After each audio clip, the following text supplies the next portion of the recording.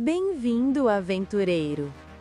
O que está prestes a ouvir é a origem de Vastura, um mundo construído sobre vontades, escolhas e poder.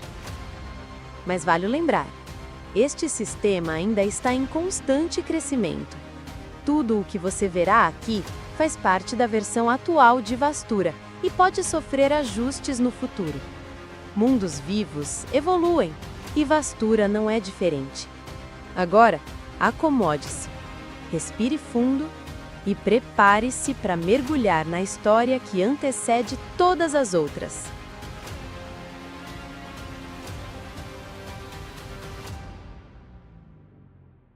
A origem de tudo.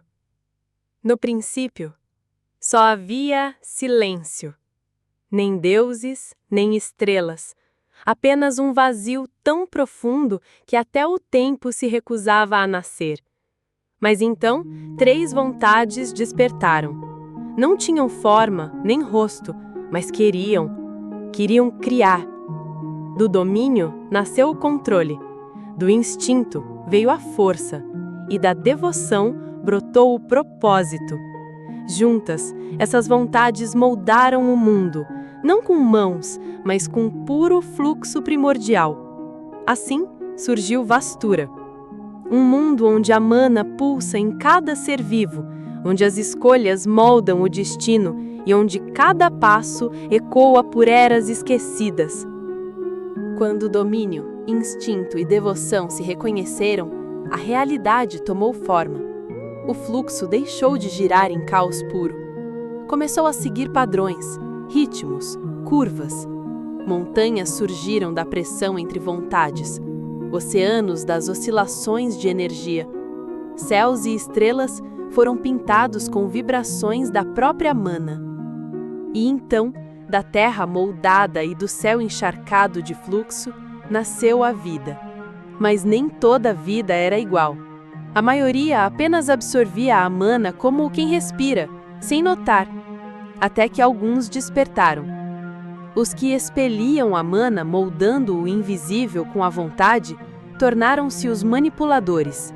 Os que assimilavam a mana como o combustível da carne e do osso, tornaram-se os amplificadores. E os que se entregavam a algo maior, permitindo que sua essência fosse guiada, tornaram-se os seguidores. 3 caminhos, 3 centelhas, nenhum completo sozinho, mas todos acreditando serem o centro do mundo. E assim, os primeiros vocacionados pisaram em Vastura, cada um com a certeza de carregar a verdade. Capítulo 2. A Era das 3 Guerras.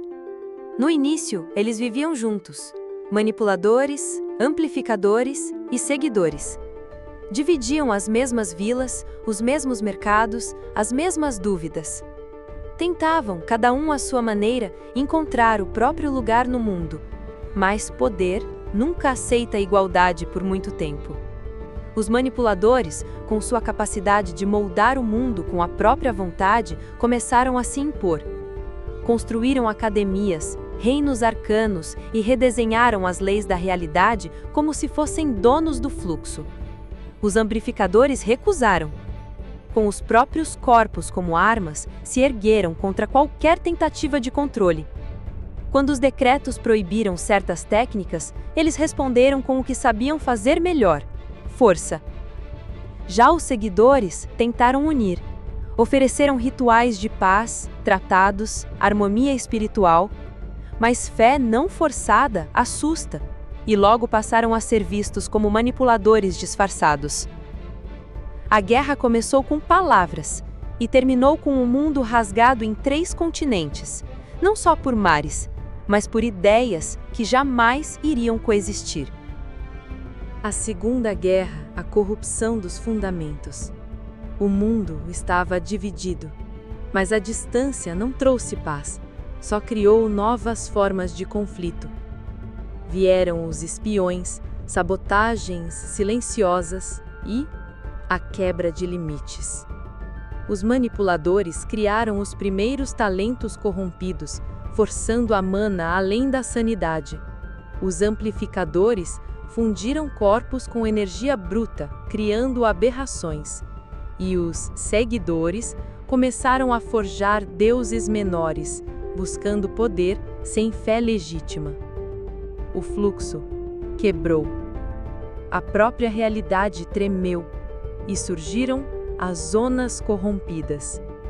Feridas vivas no solo que sussurram, brilham e às vezes se alimentam. O epicentro dessas profanações virou um lugar esquecido por todos, um continente que ainda hoje carrega cicatrizes da arrogância. No fim, os criadores dessas monstruosidades foram forçados a selá-las, mas os estragos jamais foram totalmente reparados. A Terceira Guerra, a Guerra da Moeda. Dessa vez, não foi com armas, foi com uma moeda. No auge do colapso comercial, surgiu a Solis, uma moeda divina, criada pelo primeiro seguidor de um deus, cujo nome ecoa mesmo entre os descrentes. Esse deus, raramente visto, ofereceu sua própria marca como símbolo de valor. E assim, o mundo inteiro passou a falar a mesma língua, a do comércio. Se todos confiam na moeda, todos confiam no Deus que a sustenta. A Solis virou mais que dinheiro, virou a aceitação involuntária de uma fé. E com isso, o continente sagrado dos seguidores ganhou uma nova posição, neutro, respeitado, intocável. Questionar os seguidores agora era como cuspir na moeda que sustenta o mundo. Intolerância e refúgio, a guerra silenciosa. Mesmo sem batalhas declaradas, a guerra nunca terminou. Ela se escondeu nos olhares, nos mapas, nos nascimentos errados. Um manipulador nascido entre amplificadores era visto como fraco. Um seguidor em terras de manipuladores era considerado inútil. E um amplificador entre os devotos, um animal descontrolado. Muitos fugiram. Alguns buscaram refúgio em ilhas neutras, longe da influência de qualquer continente. Outros foram para a guilda, o único lugar onde a vocação vale menos que a utilidade. A intolerância não virou lenda, ela continua viva, moldando vidas, histórias e decisões. Em Vastura, o conflito pode até não estar no campo de batalha, mas ele nunca está longe. Capítulo 3. A fundação da Solis. Moeda nascida da fé. Quando os reinos destruíram o próprio valor, restou apenas a fé. Durante os séculos finais da Segunda Guerra, as moedas perderam sentido. Amplificadores passaram a trocar força por comida. Manipuladores imprimiam o que chamavam de valor arcano. E seguidores? Eles esperaram. E então, quando o caos financeiro virou desespero, surgiu uma única figura: o portador da Solis, o primeiro seguidor de um Deus sem rosto. Ele não trouxe ouro, trouxe uma proposta. Essa moeda tem valor porque carrega minha fé e a do meu Deus. Assim nasceu a Solis original, cunhada em uma liga única, com um símbolo sagrado de um lado e um vazio polido do outro. Um lembrete. Todo valor é apenas fé projetada. A expansão invisível da Solis. A Solis não foi imposta. Ela se espalhou como se o mundo já esperasse por ela. No começo, era usada só em negociações entre cidades. Depois, os mercadores notaram sua aceitação geral. Clérigos passaram a abençoá-la. Rituais exigiam pagamento em solis. Recusar a moeda passou a ser visto como sinal de desconfiança ou heresia. Mesmo os manipuladores, que odiavam sua origem religiosa, criaram bolsas mágicas especiais só para carregá-la. E os amplificadores? Exigiam solis por praticidade, não por fé. Afinal, é mais fácil comprar uma lâmina com solis do que com promessas. Quando o mundo percebeu, todos já usavam a mesma moeda. O segredo da cunhagem e o peso da neutralidade. A Solis não pode ser falsificada. Sua estrutura responde à mana de maneira única. Não pode ser copiada por manipulação, amplificação ou fé comum. Sua cunhagem é controlada apenas no continente sagrado, sob o olhar de um concílio de altos seguidores. Mas só há um nome com poder real para autorizar novas tiragens, o mesmo que criou a primeira, o portador da Solis. Seu nome não está em nenhum livro, mas está em todas as bolsas. Com esse poder, os seguidores poderiam dominar o mundo, mas ao invés disso, optaram pela neutralidade. Eles não atacam, não se aliam, mas todos precisam deles. E assim, a moeda virou muralha. Ninguém quer ser o louco que ataca o Deus do qual depende o mercado. Em Vastura, a Solis não é só dinheiro.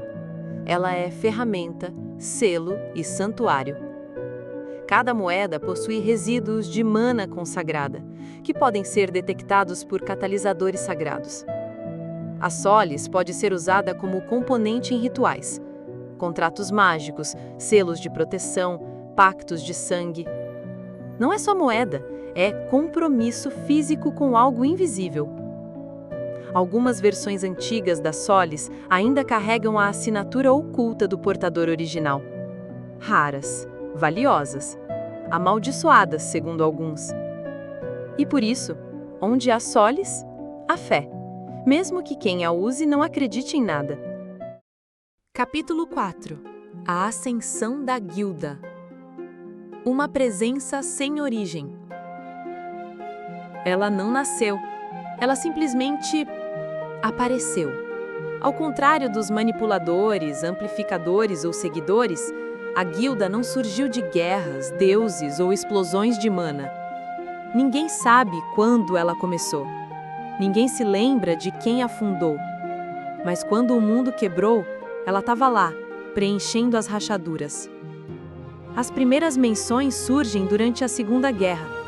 Pequenos grupos resolvendo disputas sem mana, sem fé e sem sangue. Ofereciam soluções, por um preço. E, com o tempo, esses grupos se conectaram. A guilda não nasceu como uma organização. Ela nasceu como um fenômeno inevitável. Estrutura invisível e liderança desconhecida. A guilda não tem território, não tem bandeira, mas está em todos os lugares. Dos grandes mercados aos portos esquecidos, de ruínas perdidas a montanhas sem nome, até mesmo em regiões onde o fluxo da mana se tornou estéril. Dizem que há pelo menos uma filial da guilda em cada grande território, mas você só a encontra quando realmente precisa. Seus símbolos são discretos, gravados em pedra, madeira ou sangue. E há quem diga que para enxergar um deles é preciso estar pronto para negociar algo que nem sabe que tem. Quanto à liderança, não existe rei, sumo sacerdote ou arcano-chefe. Só um nome sussurrado entre contratos secretos. O acordador, aquele que define o preço onde ninguém quer pagar. Filosofia e neutralidade armada. A guilda não se importa com vocação, com fé ou com sua linhagem. Ela só quer uma coisa: valor entregue e valor recebido. É o único lugar onde um seguidor, um amplificador e um manipulador podem trabalhar lado a lado, sem julgamento. É onde se vende conhecimento, se resolve disputas com contratos neutros e se sobrevive, mesmo vindo de onde não devia. Por isso, a guilda se tornou refúgio para exilados, especialmente aqueles rejeitados por nascerem com a vocação errada no lugar errado. A guilda não faz guerra, mas dizem que ela decide quem sobrevive a uma. Há rumores de que alguns contratos da guilda destruíram reinos, e outros de que seus membros têm mapas de fuga interdimensional e que nenhum deus pode alcançá-los lá. A guilda hoje, ordem no caos. Hoje, a guilda é o centro nervoso de todo aventureiro sério. Ela é intermediária oficial entre contratantes e contratados. Funciona sobre regras próprias, mas aceitas por todos os continentes e religiões. Diferente do mercado negro, a guilda é legal, reconhecida e documentada. Ela registra contratos, paga em soles e pune traições, às vezes com multas, outras vezes com desaparecimentos. Toda cidade importante tem uma sede da guilda, a Casa da Chama. É lá que missões são listadas e atualizadas, aventureiros se registram e sobem de patente, informações sobre criaturas e ruínas circulam, e jovens decidem se vão ou não transformar coragem em profissão. Capítulo 5. O presente de Vastura. Um mundo dividido por ideias. As guerras terminaram. As feridas, não. Vastura hoje é um planeta dividido, mas não por montanhas ou oceanos. É um mundo quebrado por ideologia. Cada vocação domina um continente.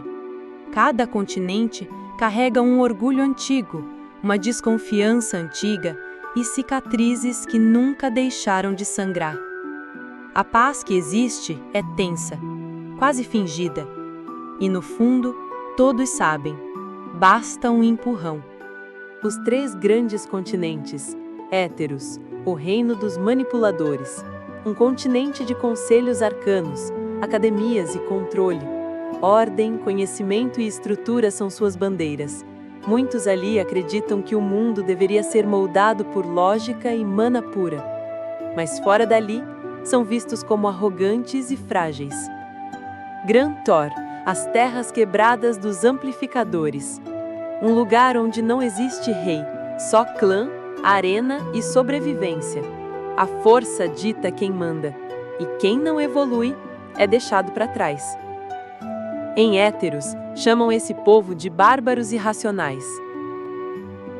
Orencai, o continente sagrado dos seguidores. Lar espiritual de Vastura, fonte da moeda solis, neutro, respeitado e temido.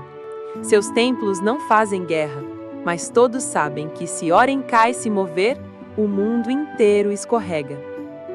A autoridade silenciosa dos seguidores. Os seguidores possuem a solis, um símbolo mais forte que qualquer exército. Mas mesmo com esse poder nas mãos, eles observam. Preferem o papel de juízes silenciosos. Oferecem refúgio, mas não tomam partido. Para alguns, isso é sabedoria. Para outros, é covardia. Ainda assim, ninguém ousa provocar o continente sagrado, porque não se desafia quem controla a fé e o comércio. A guilda, o fio que segura tudo. No meio disso tudo, a guilda continua firme, presentes em toda a Vastura, desde zonas amaldiçoadas até vilarejos que nem aparecem nos mapas.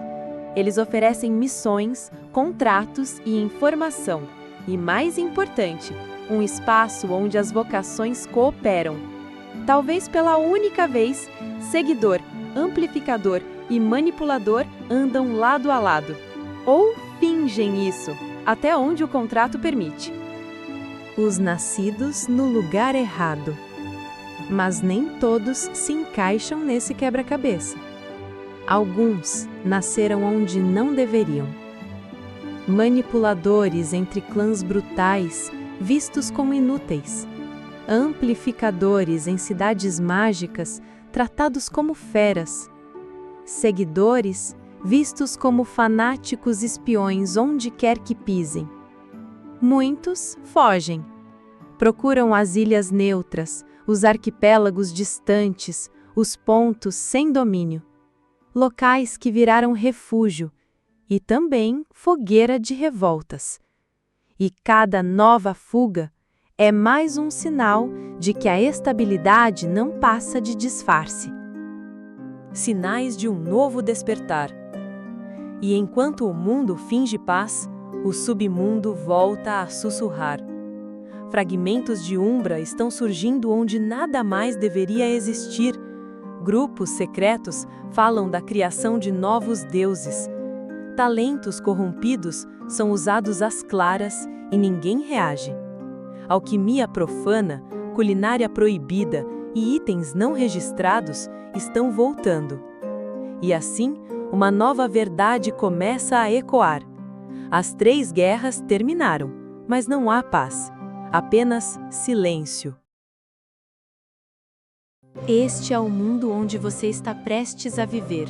Um mundo onde sua vocação define sua sorte e onde cada decisão pode reacender a próxima guerra. Se for caminhar por vastura, melhor ter algo afiado nas costas e alguém de confiança do lado.